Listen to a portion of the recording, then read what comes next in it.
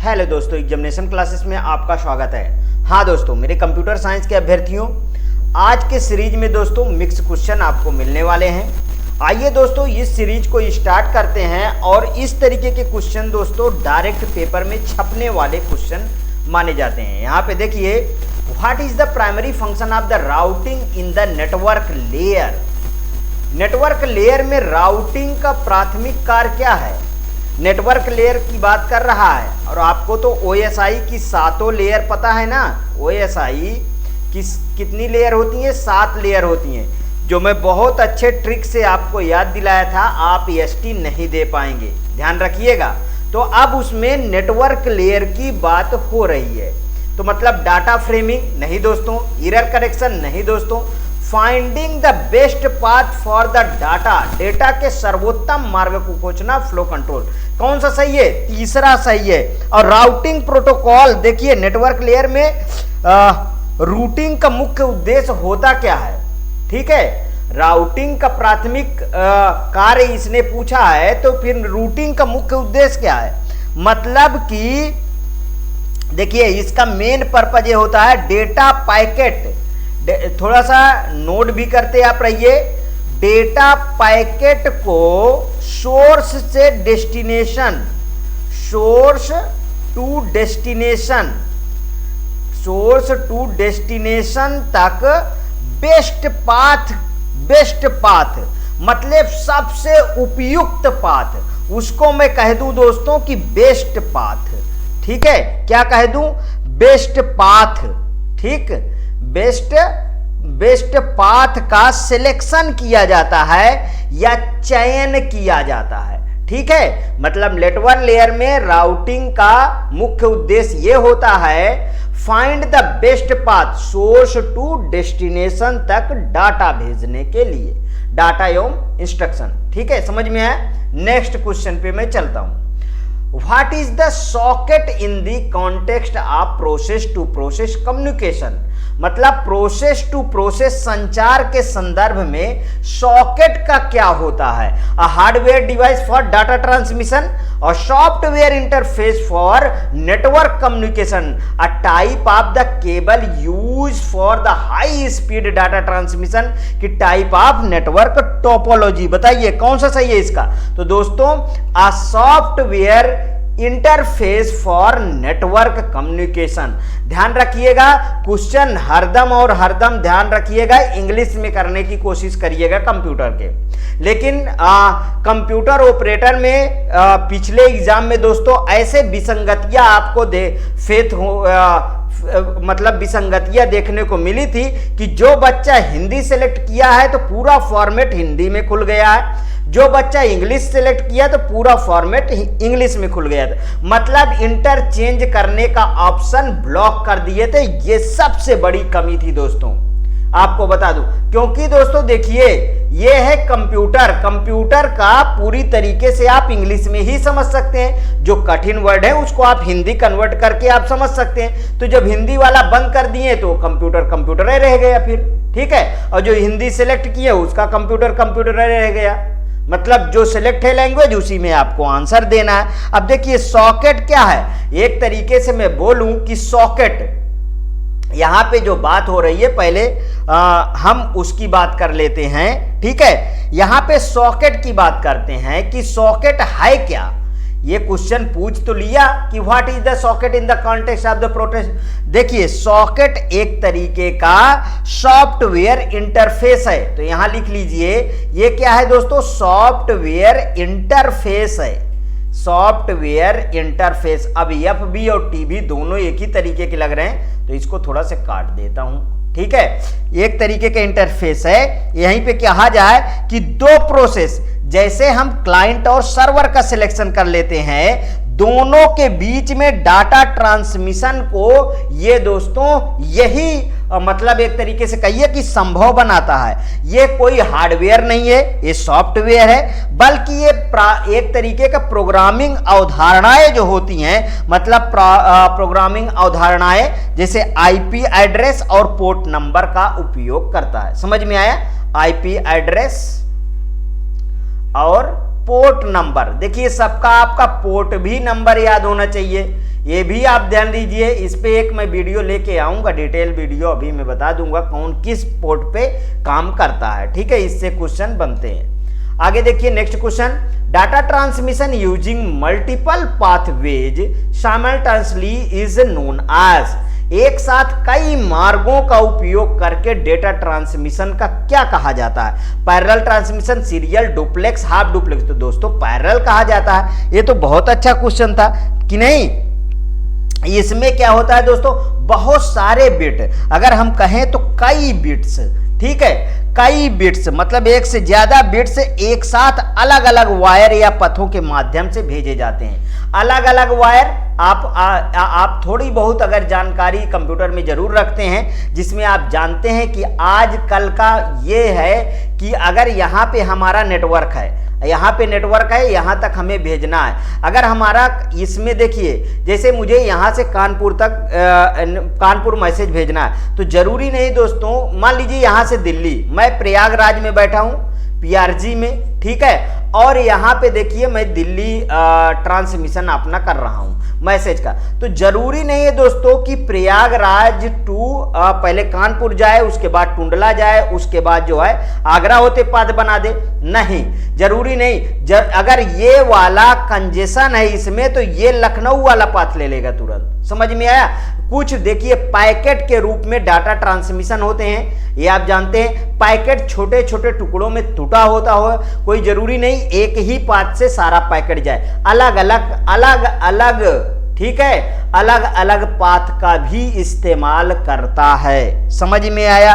इतनी बातें समझ में आई, शायद ये बात आपको बिल्कुल भा गई है। तो देखिए आगे जरूर आपको इसमें, हाँ, पैरेलल ट्रांसमिशन की बात कर रहे थे कि मतलब अलग अलग जो है पथों के माध्यम से इसमें डाटा डाला जाए, जिसमें सीरियल ट्रांसमिशन जो है वो तेज होता है। समझ में आया? जहां पर डेटा एक ही, अगर सीरियल की हम बात कर रहे हैं, ध्यान रखिए, तेज होता है जहां पे एक ही पथ एक बिट के बाद दूसरी बिट इसमें भेजी जाती है। मतलब इसमें क्या कहें, बिट बाई बिट डेटा भेजा जाता है। डुप्लेक्स का मतलब जानते हैं, डुप्लेक्स मोड में जैसे हाफ डुप्लेक्स, फुल डुप्लेक्स, ठीक है, ट्रांसमिशन मीडियम, ठीक, जिसमें हाफ डुप्लेक्स में हाफ डुप्लेक्स का एक ही एग्जांपल आपको मैं बेहतरीन तरीके से बताता हूं बार बार कि वाकी टाकी किसके पास होता है दोस्तों?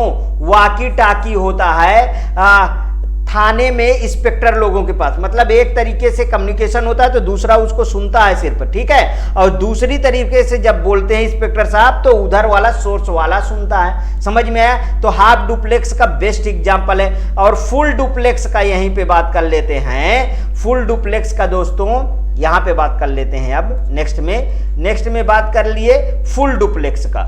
यहां से क्वेश्चन कंप्यूटर ऑपरेटर में दोस्तों बार बार आता है। फुल डुप्लेक्स में आता है मोबाइल फोन, जिसमें दोनों तरफ से बराबर कम्युनिकेशन होता है। समझ में आया? नेक्स्ट क्वेश्चन पे चलते हैं। Which of the following is not a network topology? निम्नलिखित में से कौन सा नेटवर्क टोपोलॉजी नहीं है? देखिए स्टार एक टोपोलॉजी है जिसमें बीच में हब या स्विच का आप इस्तेमाल करते हैं, ठीक है, और इस तरीके इसमें जो है कंप्यूटर आपका अटैच होते हैं, ठीक है, समझ में आया?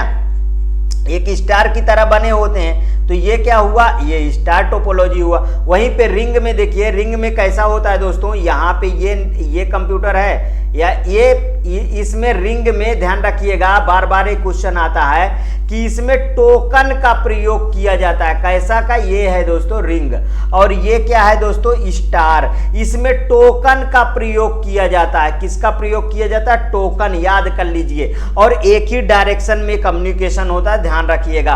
अब मेश कैसा हो दोस्तों, मेश के बारे में बात कर लेते हैं। देखिए मेश में सारे के सारे सभी डिवाइसेस एक दूसरे जो है कनेक्टेड होती हैं। सभी डिवाइसेस क्या होती हैं दोस्तों? एक दूसरे से कनेक्टेड होती हैं, ठीक है। मतलब इसका फायदा यह हुआ, मेश का बहुत बड़ा योगदान है दोस्तों। मेश में क्या होता है कि एक मान लीजिए पाथ में कमी आ गई तो दूसरा पाथ से डाटा तुरंत आपको पहुंच जाएगा। तो देखिए डिस्क नहीं है ना, तो इसका ऑप्शन कौन सा है? नहीं पूछा है तो नहीं के ही संदर्भ में आपको आंसर देना होगा, ठीक है। Next question, contention based MAC protocols are commonly used इन।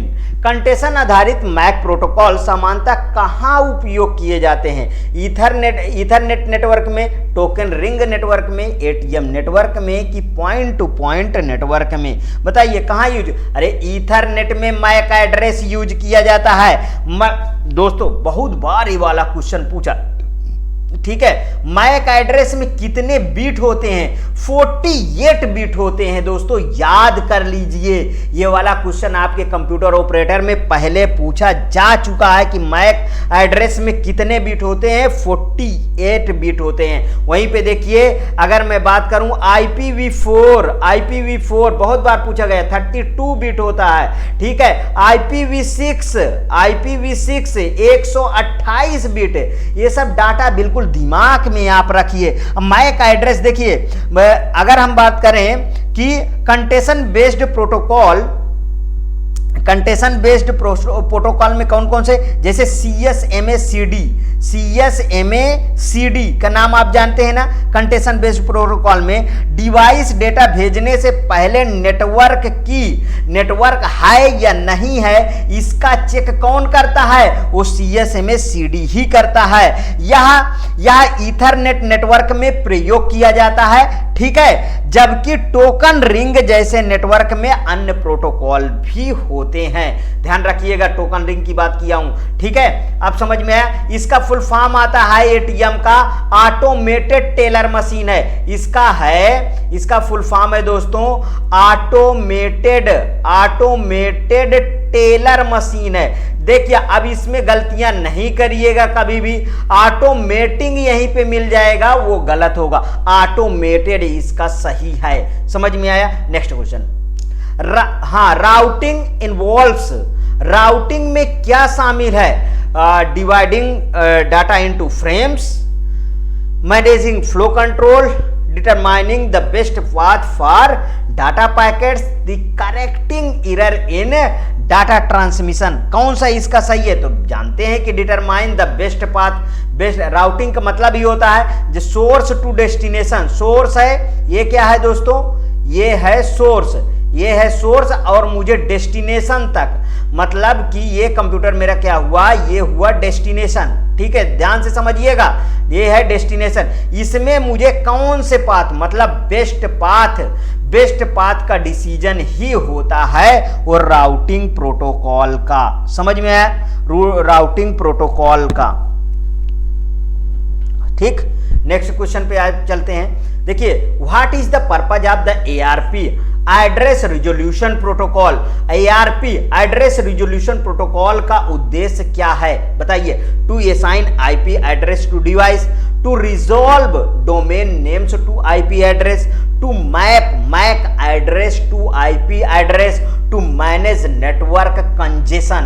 तो ARP प्रोटोकॉल की इसने बात किया, तो ARP पे आपको आंसर देना है to mac address to IP address को। ये देखिए, ऐसे हिंदी में लिख के आ जाएगा, आप पता पाएंगे क्या? नहीं पता पाएंगे। ध्यान रखिएगा, इसलिए हिंदी कनेक्टिंग वर्ड की तरह आप यूज करिए, ठीक है। लेकिन जो आंसर है वो इंग्लिश के प्रिफरेबल करके ही आप दीजिएगा, ठीक है। समझ में आया? अब यहाँ पे हम ARP के बारे में चर्चा करेंगे। ARP का मुख्य मतलब लक्ष्य क्या होता है? मुख्य लक्ष्य होता है नेटवर्क पर किसी डिवाइस जैसे मैक एड्रेस को उसके IP एड्रेस से जोड़ना। किससे दोस्तों? अभी मैंने बोला मैक एड्रेस को उसके IP एड्रेस से जोड़ना। IP एड्रेस कितने बिट का होता है दोस्तों? ये IP एड्रेस 32 बिट का होता है, ठीक है, जिसमें 8 ठीक है, 8 के उसमें हो मतलब 8 के हम बाइनरी बिट्स में इसको डिवाइड करते हैं, तो 8 चौक 32 बिट का होता है। समझ में आया इतनी बात? Next, which software life cycle model allow for the iterating development and incorporate risk analysis.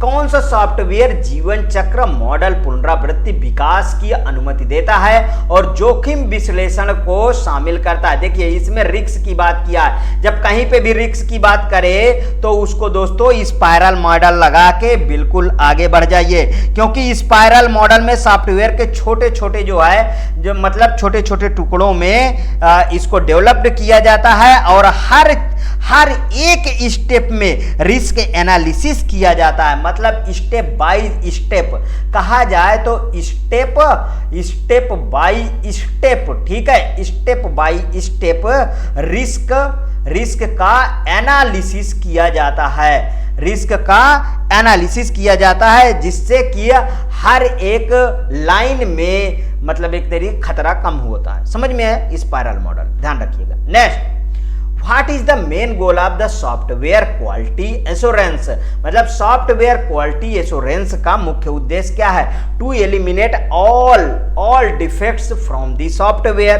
To ensure the software is defect free before release, to establish and enforce standard and processes to improve software quality, to test software under different condition. यहां पे क्या main goal क्या है, क्या बोला है main goal, तो main goal क्या है? मेन गोल है कि टू इस्टेब्लिश करो, ठीक है, enforce standard and process to improved software quality. इसको कहते हैं दोस्तों सॉफ्टवेयर क्वालिटी एश्योरेंस। इसका शॉर्ट फॉर्म होता है दोस्तों SQA, ठीक है, software quality assurance, software quality assurance. इसका मेन लक्ष्य ही होता है दोस्तों कि अच्छा से अच्छा गुणवत्ता बढ़ाने के लिए ये प्रक्रियाएं के मानकों पे लागू करना, ना कि केवल डिफेक्ट को ढूंढना या खत्म करने, मतलब कि अच्छा से अच्छा सॉफ्टवेयर देना बस। Next question, reverse engineering is primarily use for. Reverse engineering का मुख्य उपयोग किसके लिए किया जाता है? Creating new software from scratch, improving software performance, understanding and documenting existing software, testing software component. कौन सा इसका सही ऑप्शन है? तो इसका है understanding and documenting existing software, ठीक है। नेक्स्ट क्वेश्चन पे चलते हैं। Which testing approach involves the testing individual component or unit of code? कौन सा परीक्षण दृष्टिकोण कोड के व्यक्तिगत घटकों या यूनिट्स के परीक्षण में शामिल होता है? इंटीग्रेशन टेस्टिंग होता है, सिस्टम टेस्टिंग होता है, यूनिट टेस्टिंग होता है, एक्सेप्टेंस टेस्टिंग होता है। तो कौन सा इसका सही है? अरे भाई इसका तो यूनिट टेस्टिंग होता है, हर एक यूनिट पे टेस्ट किया जाता है, ठीक है। What is the main goal of the system testing? System testing क्या है? सिस्टम टेस्टिंग का मुख्य उद्देश्य क्या है? Testing individual component in isolation, testing the integration between the different software component, testing software functionality from the user perspective, की identifying defect in the source code. देखिए सारा सॉफ्टवेयर जो है यूजर के अकॉर्डिंग ही बनता है, ये आपको अच्छी तरीके से पता है। तो जो आप बताएंगे, जो यूजर आपको बताएगा कि हमें ये मॉड्यूल चाहिए, तो उसी मॉड्यूल के अकॉर्डिंग तो आप उसको टेस्ट कर को देंगे ना, तो जाहिर सी बात है इसका सी ऑप्शन सही है, ठीक है। आगे देखिए, which metric is use for the estimating the size of a software project. किसी सॉफ्टवेयर प्रोजेक्ट के आकार के अनुमान लगाने के लिए कौन सा मीट्रिक उपयोग किया जाता है? साइक्लोमैटिक कॉम्प्लेक्सिटी किया जाता है, कि फंक्शनल पॉइंट्स किया जाता है, कि डिफेक्ट डेंसिटी किया जाए, सॉफ्टवेयर रिलायबिलिटी इंडेक्स किया जाता है? बताइए कौन सा सही है इसका? तो भाई फंक्शनल पॉइंट होता है। समझ में आया?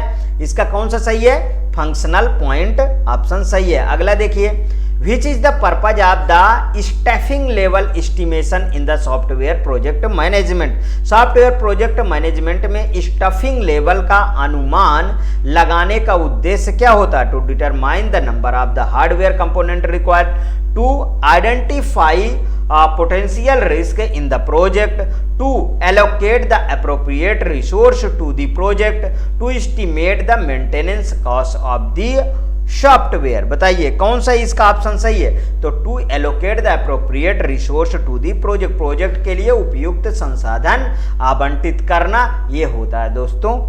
ठीक है, सी ऑप्शन इसका करेक्ट है। आगे देखिए, विच कीवर्ड से is use to create an instance of a class in the most programming language. मतलब अधिकांश प्रोग्रामिंग भाषाओं में किसी क्लास का इंस्टेंट बनाने के लिए कौन सा कीवर्ड उपयोग किया जाता है? अलॉक किया जाता है, न्यू किया जाता है, क्रिएट किया जाता है कि इंस्टेंट किया जाता है? बताइए कौन सा सही है? तो इसमें कौन सा सही है? न्यू का प्रयोग किया जाता है। ठीक है, न्यू।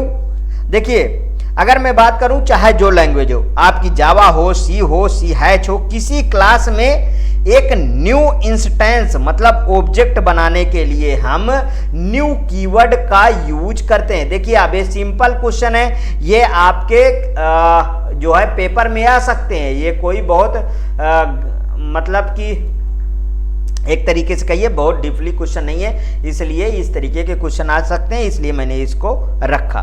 ठीक है, समझ में आया? न्यू कीवर्ड्स का यूज किया जाता है। आगे देखिए, what is an abstract class in oops. ऊप में अब्स्ट्रैक्ट क्लास क्या होती है? अब्स्ट्रैक्ट क्लास का मतलब क्या होता है? बताइए। ऊप में एक क्लास जिसमें कोई मेथड नहीं होता, एक uh class that the can not be the instantiated, uh class that can only have the private member, uh class that can not have method with the parameter. तो बताइए इसका कौन सा ऑप्शन सही है? तो ये uh class that can not be instantiated. ठीक है, अब मेरा ऑपरेटर इसको सेट किया है दोस्तों, इन क्वेश्चनों को सेट को। इसमें कुछ क्वेश्चन जो है आपके लेवल के नहीं है, उनको मैं बता दूंगा, दो तीन होंगे ज्यादा से ज्यादा। ठीक है, जैसे ये क्वेश्चन है, what is the purpose of the super keyword in the Java and other similar the language. ये सीओ के लिए ये नहीं है, ये दोस्तों प्रोग्रामर के लिए बेस्ट होगा। ठीक है, प्रोग्रामर के लिए ये क्वेश्चन बेस्ट है, तो ध्यान रखिएगा। जैसे it refers to the super class in inheritance, it creates a new object instance, it defines a new class, it handles the exception. बताइए कौन सा इसका सही ऑप्शन है? तो दोस्तों it refers to the super class in inheritance. Next question, which of the following best benefit of a class. निम्न में से कौन सा विकल्प क्लास को सबसे अच्छी तरह परिभाषित करता है? On instance of an object, a blueprint for creating object, a variable holding data, a functions with return value. तो कौन सा इसका सही है? तो बी ऑप्शन सही है, blueprint for the creating and object. ठीक है, next question, which principle ensure that the only essential information is visible to the outside world। कौन सा सिद्धांत यह सुनिश्चित करता है कि केवल आवश्यक जानकारी ही बाहरी दुनिया को दिखाता है? पॉलीमॉर्फिज्म की इंफॉर्मेशन हाइडिंग की इनकैप्सुलेशन एब्स्ट्रैक्शन। तो दोस्तों ये होता है एब्स्ट्रैक्शन का काम, लेकिन ये बोर्ड ने इसको बी ऑप्शन को सही किया है। बोर्ड ने क्या ऑप्शन को सी किया है दोस्तों? बोर्ड ने इसका ऑप्शन बी मांगा है, बी माना है। ठीक है, जबकि बी इसका ऑप्शन नहीं सही है दोस्तों। ठीक है, इसका ऑप्शन ये सी वाला सही, डी वाला सही है। Next question, what is the main purpose of inheritance in oops. Oops में इनहेरिटेंस का मुख्य उद्देश्य क्या है? To create instance of classes, to prevent data abstraction, to establish a parallel child relationships between the classes, कि to define the exceptional। कौन सा इसका सही ऑप्शन है? बताइए। तो इसका सी है, to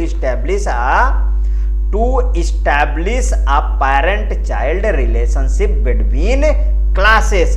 पेरेंट चाइल्ड का मतलब जैसे देखिए ये स्ट्रक्चर होता है, ये ट्री टाइप में एक स्ट्रक्चर बना दिया, इसमें क्या है कि पेरेंट और चाइल्ड का अहम रोल होता है। ठीक है, ठीक समझ में आया। नेक्स्ट क्वेश्चन, अब्स्ट्रैक्ट मेथड्स क्या हैं? Method that are the accessible to the outside world, method that have the implementation detail, methods without a body define an abstract class, method that can not be inherited. बताइए कौन सा इसका option सही है? तो वो मेथड होता है, वो method without a body defined abstract class होता है, मतलब सी ऑप्शन बिल्कुल सही है। Next question, which protocol is commonly use for the sending emails? Email भेजने के लिए आमतौर पे कौन सा प्रोटोकॉल उपयोग किया जाता है? इसका फुल देखिए, कहीं SMTP आपको दिख रहा है, जैसे फाइल ट्रांसफर HTTPS, ठीक है, hyper text transfer protocol secure है, ठीक है, ये है फाइल ट्रांसफर प्रोटोकॉल, ये ट्रांसमिशन कंट्रोल प्रोटोकॉल, ये simple mail simple mail transfer protocol, मतलब सी ऑप्शन बिल्कुल करेक्ट है। मेल के लिए कौन सा है दोस्तों? तो सिंपल मेल ट्रांसफर प्रोटोकॉल, समझ में आया? Simple mail transfer protocol. Next question, what does the CSS stand for? ये क्वेश्चन आपके प्रीवियस एग्जाम में पूछा गया है। इसका होता है कास्केडिंग स्टाइल शीट, ठीक है, कास्केडिंग स्टाइल शीट, मतलब डी ऑप्शन इसका बिल्कुल करेक्ट है।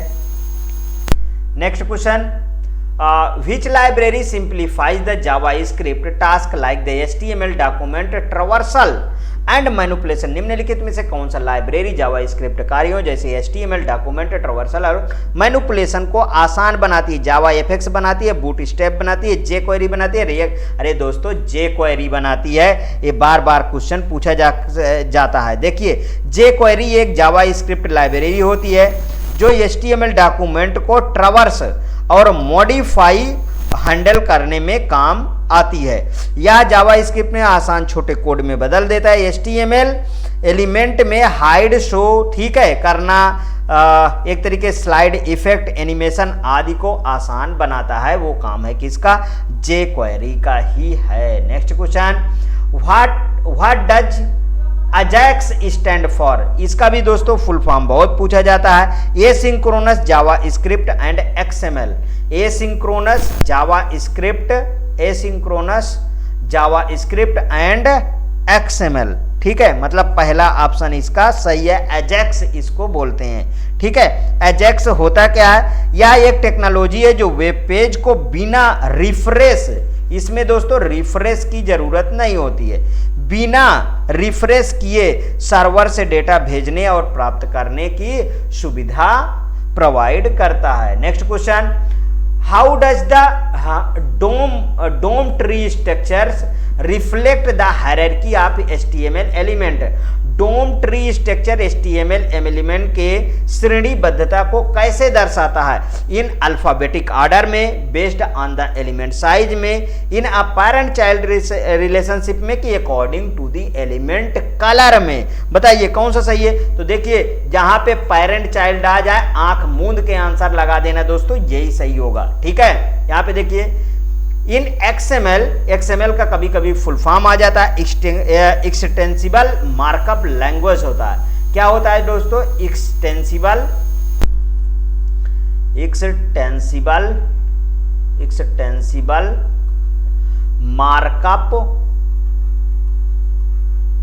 मार्कअप लैंग्वेज होता है, ठीक है, ये ध्यान रखिएगा, बहुत बार आया हुआ क्वेश्चन है, ठीक है। यहाँ पे XML which attribute is used to uniquely identify an element? XML में किसी एलिमेंट को अद्वितीय रूप से पहचानने के लिए कौन सा एट्रीब्यूट प्रयोग किया? अरे यार ID होता है कि नहीं? ID से ही तो उसे पहचानोगे कि दूसरी तरीके पहचान लोगे, ठीक है। DBMS थोड़ा सा पढ़ लीजिए आप, ठीक है, नहीं तो ये प्रॉब्लम हरदम ही आती रहेगी। समझ में आया? यदि दोस्तों आज के सेट आपको अच्छे लगे तो प्लीज़ और प्लीज़ जो मेरे नए अभ्यर्थी हैं वो मेरे चैनल को सब्सक्राइब करें। हाँ दोस्तों, और एक बात और बता दूं दोस्तों, मैं फ्री आपको विदाउट कास्ट कोई आपको यदि वीडियो दे रहा हूं तो आप मुझे दोस्तों ऐसे गुरु दक्षिणा के रूप में ही सही दोस्तों कम से कम अपने जान पहचान के 5 लोगों को शेयर किया करिए जो सब्सक्राइब कर ले मेरे चैनल दोस्तों, जिससे दोस्तों मेरा चैनल कुछ ग्रोथ हो जाए। ठीक है, सभी लोग शेयर करें, ठीक है। मेरे कहने का मतलब है कि अदर डिवाइसेस से भी आप सब्सक्राइब करा सकते हैं, इतना तो मेरे लिए कर ही दीजिए, क्योंकि दोस्तों लगातार देख लीजिए एक से एक क्वेश्चन आपको मैं दे रहा हूं। जिसको ये कठिन लगता है वो सिंपल वाले क्वेश्चन पढ़े, ठीक है। आज 103 104 वीडियो आ चुकी हैं केवल प्रैक्टिस सेट के, सोचिए, ठीक है। उधर 100 वीडियो के करीब आपके आ चुके हैं थ्योरेटिकल पार्ट के, ठीक है। इसीलिए सबको मैं साथ चला रहा हूं। लाइक करिए दोस्तों, शेयर करिए, ठीक है। ओके दोस्तों, थैंक यू।